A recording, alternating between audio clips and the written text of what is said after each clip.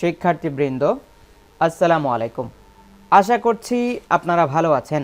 আপনারা যারা আমাদের সঙ্গে প্রতিনিয়ত কম্পিউটার প্রশিক্ষণের ক্লাসগুলো নিয়মিত করে যাচ্ছেন, আপনাদের কম্পিউটার প্রশিক্ষণের ধারাবাহিকতায় আজকে আমরা রয়েছি 28 নম্বর ক্লাস।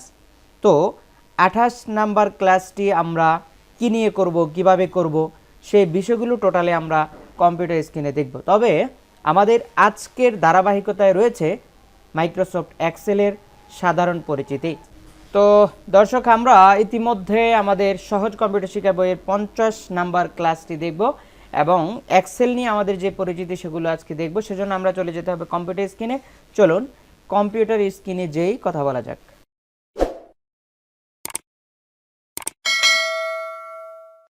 দর্শক, আমরা এই মুহূর্তে চলে এলাম আমাদের কম্পিউটার স্ক্রিনে। কম্পিউটার স্ক্রিনে আসার পরে আমরা সহজ কম্পিউটার শিক্ষা যে বইটি ওপেন করলাম এবং আমরা রয়েছিলাম 50 নম্বর ক্লাসে। 50 নম্বর ক্লাসে আমরা দেখতে পাচ্ছি how to create a new document, কীভাবে একটি নিউ বুক, অর্থাৎ আমরা যখন মাইক্রোসফট ওয়ার্ডে কাজ করেছিলাম তখন ছিল নিউ ডকুমেন্ট, এখন হবে নিউ বুক। নতুন বই কিভাবে আমরা ওপেন করব সেই সিস্টেমটা দেখব। সেজন্য আমাদেরকে যাইতে হবে মাইক্রোসফট এক্সেলে। মাইক্রোসফট এক্সেলটি আমরা বরাবর স্টার্ট মেনু থেকে ওপেন করে থাকি। আমরা চলে যাব এক্সেলে, আমরা চলে যাব স্টার্ট মেনুতে। স্টার্ট মেনুতে আসার পরে অফিসে আসার পর এখানে রয়েছে মাইক্রোসফট এক্সেল। তো আমরা মাইক্রোসফট এক্সেল ওপেন করে দিলাম।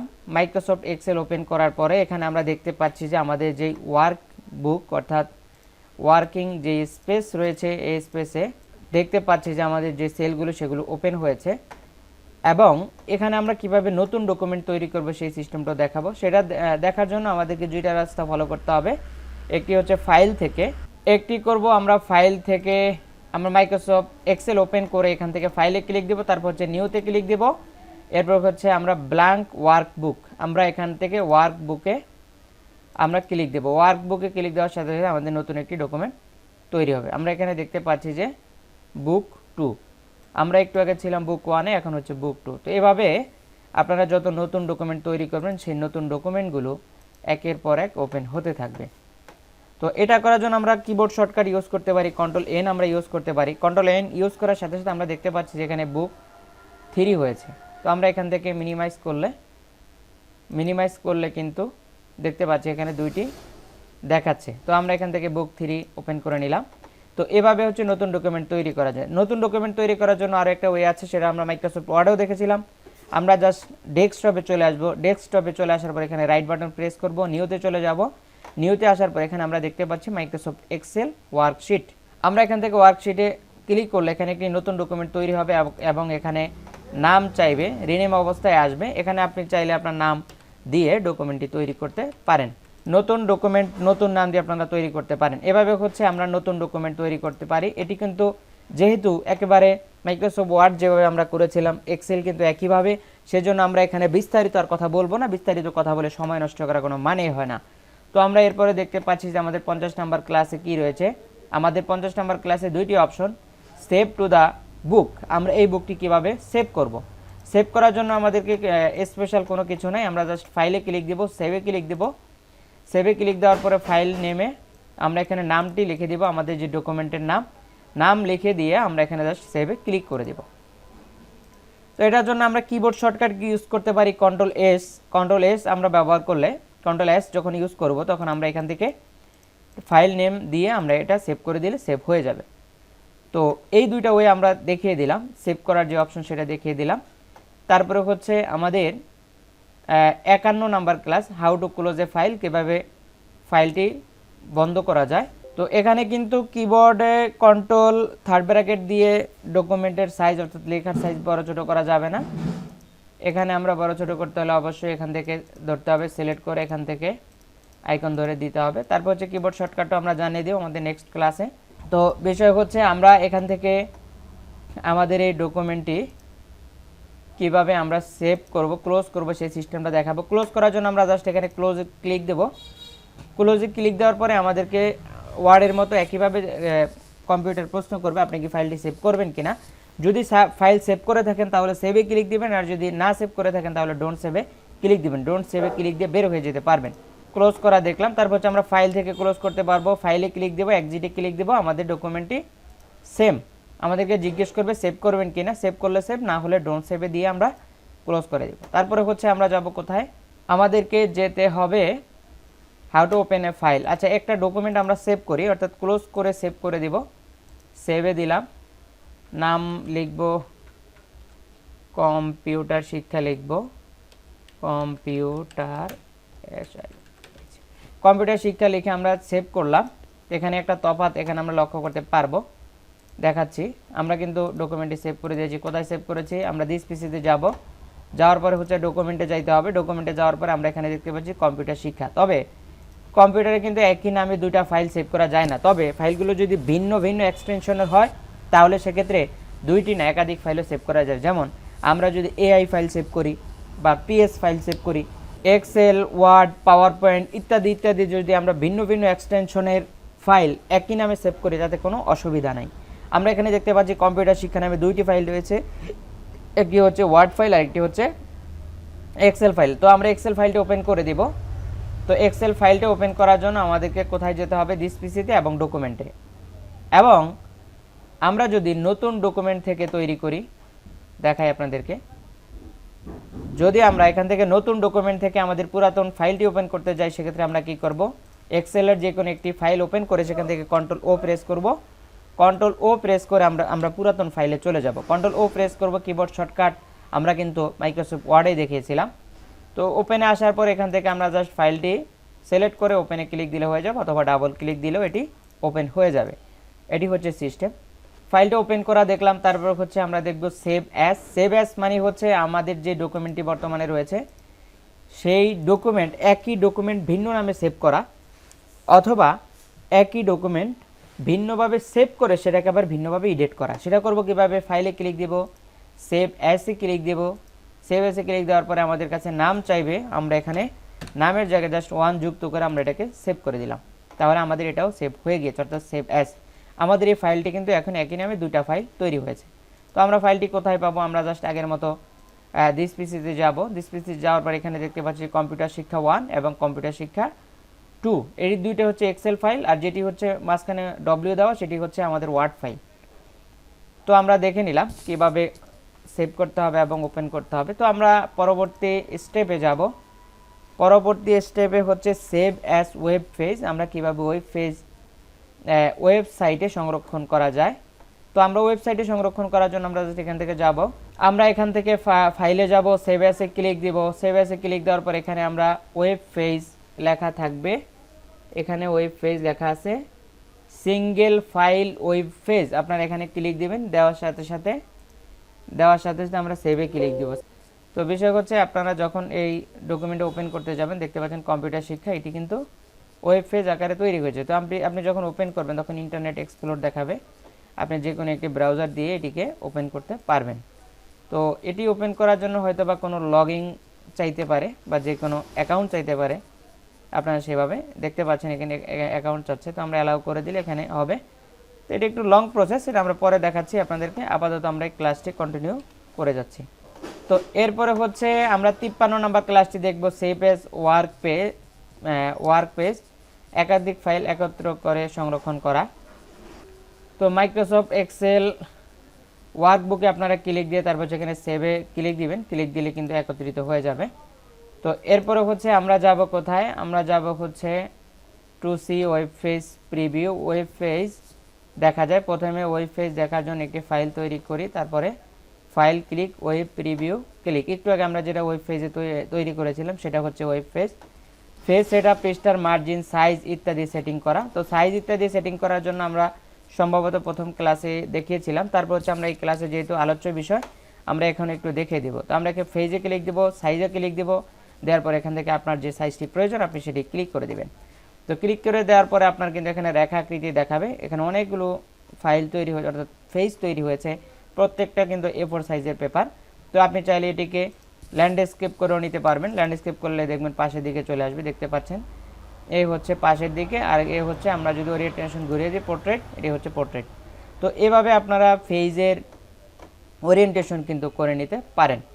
তো পেজের ওরিয়েন্টেশন পেজ সেট আপ করার সময় সবাই করে নেবেন। আর হচ্ছে এখানে আমরা যেভাবে মাইক্রোসফট ওয়ার্ডে মার্জিন দেখেছিলাম একইভাবে এখানেও কিন্তু মার্জিন রয়েছে। মার্জিনের অপশন কম, কিন্তু মাইক্রোসফট ওয়ার্ডে মার্জিন বেশি।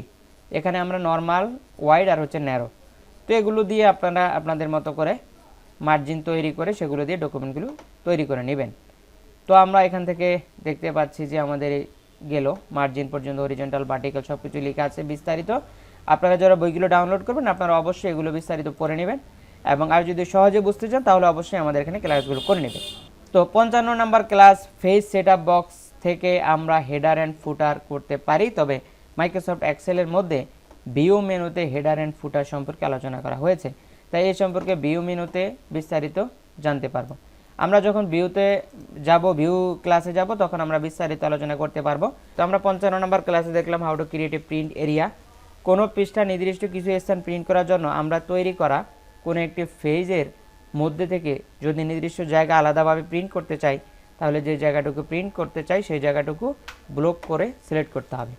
তো বিষয় হচ্ছে আমরা নির্দিষ্ট অনেক সময় অনেক জায়গায় আমরা কাজ করি, কাজের সুবিধাতে যারা কাজ করেন আপনারা মাইক্রোসফট এক্সেলে, কাজের সুবিধার্থে অনেক সময় আমরা A1 থেকে না করে আমরা G6 অথবা G7 অথবা H1 H2 মানে অর্থাৎ ওয়ার্ক পেজের ওয়ার্কশিটের আমরা মাঝামাঝি অথবা, তো আমরা জাস্ট জায়গাটা সিলেক্ট করার পরে কন্ট্রোল পি দিয়ে প্রিন্ট অপশনে যাব। তো এখানে আসার পরে আপনারা দেখতে পাচ্ছেন যেখানে print winter workbook print selection. তো আমরা যখন প্রিন্ট সিলেকশন দেব, প্রিন্ট সিলেকশন দেওয়ার সাথে সাথে কিন্তু আমরা দেখতে পাচ্ছি আমাদের যে কম্পিউটার শিক্ষা যেই শব্দটা রয়েছে শব্দটা কিন্তু সম্পূর্ণ আমাদের পেজে চলে আসছে। মানে হচ্ছে সিলেক্টকৃত জায়গাটুকু যদি আপনারা প্রিন্ট করতে চান তাহলে জাস্ট ওই সিলেক্টকৃত জায়গাটুকু আপনারা ব্লক করে নেবেন, অর্থাৎ সিলেক্ট করে নেবেন। সিলেক্ট করে নিয়ে জাস্ট আপনারা ফাইলে যাবেন, কন্ট্রোল পি দিয়েও যেতে পারেন মাইক্রোসফট ওয়ার্ডের মতো। আমরা কন্ট্রোল পি দিয়ে চলে গেলাম, তারপর এখান থেকে আমরা সিলেক্ট প্রিন্ট সিলেকশন আর হচ্ছে প্রিন্ট অ্যাক্টিভ শিট আপনি যদি দেন তাহলে এখানে কিন্তু প্রথম যে শিটটা রয়েছে সেটা আসবে। তারপরে হচ্ছে আমরা প্রিন্ট ইন্টার ওয়ার্কবুক, পুরো ওয়ার্কবুকটা যদি আমরা প্রিন্ট দিতে চাই সেক্ষেত্রে পৃষ্ঠা আকারে আসবে। যদি আমরা সিলেকশন দেই প্রিন্ট সিলেকশন তাহলে কিন্তু এখানে প্রিন্ট সিলেকশনের যেটুকু রয়েছে সেটুকু আসবে। এটা হচ্ছে প্রিন্ট সিলেকশন, প্রিন্ট দেওয়ার সিস্টেম। আবারও বলি, আমরা কাজগুলো খুব দ্রুত দেখাচ্ছি এজন্য, মানে হচ্ছে আমরা এই সেম কাজগুলো কিন্তু আমরা মাইক্রোসফট ওয়ার্ডে দেখেছি, তো একই কাজ বারবার দেখলে আপনাদেরও বিরক্ত লাগবে, সেজন্য আমরা এগুলো খুব সংক্ষেপে করছি, মানে হচ্ছে খুব দ্রুততার সাথে করে নিচ্ছি যাতে আপনারা দ্রুত সময়ের মধ্যে অনেক কিছু শিখতে পারেন। বিষয় হচ্ছে, তো আমরা 56 নম্বর ক্লাসে যাব, প্রিন্ট প্রিভিউ দেখব।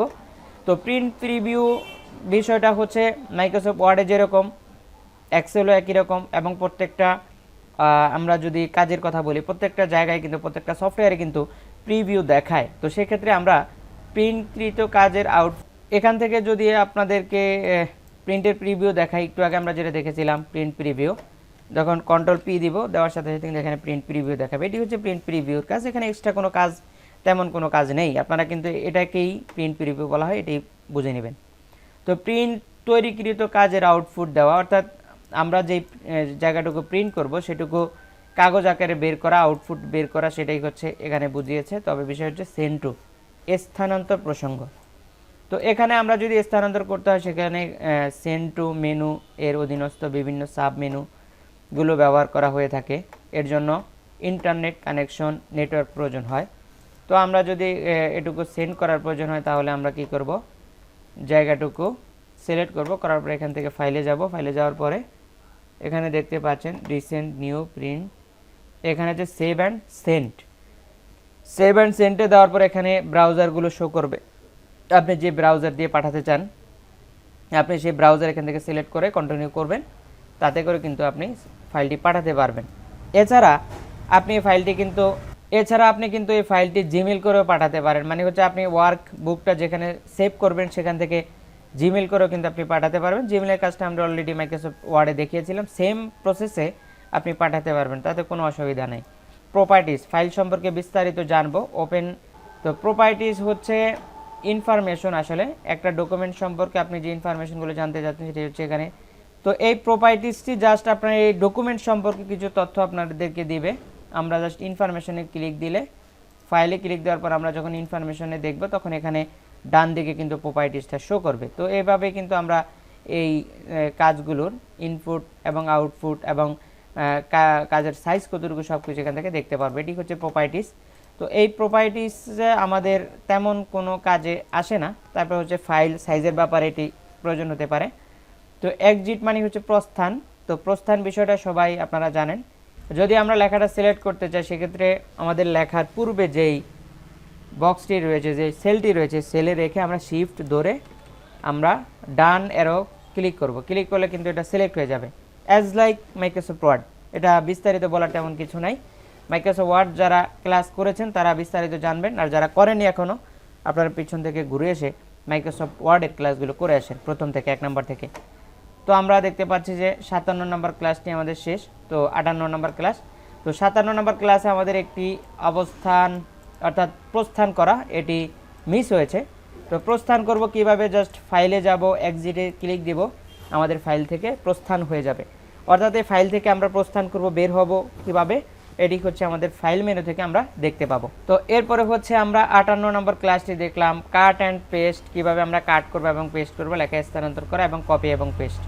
তো এই কাজগুলো অ্যাজ লাইক ইসের মতো, মাইক্রোসফট ওয়ার্ডের মতো। তো আমরা এখান থেকে লেখাটা সিলেক্ট করলাম, করার পরে আমরা এই লেখাটা কি করব, জাস্ট কাট করব। প্রথমে যেহেতু কাট রয়েছে আমরা কাট করব, কন্ট্রোল এক্স প্রেস করব, করার পরে আমরা জাস্ট এখান থেকে নিচে এসে কন্ট্রোল ভি প্রেস করব। কন্ট্রোল ভি প্রেস করার সাথে সাথে আবার দেখাই, আমরা এখান থেকে জাস্ট লেখাটা সিলেক্ট করলাম, কন্ট্রোল এক্স প্রেস করলাম।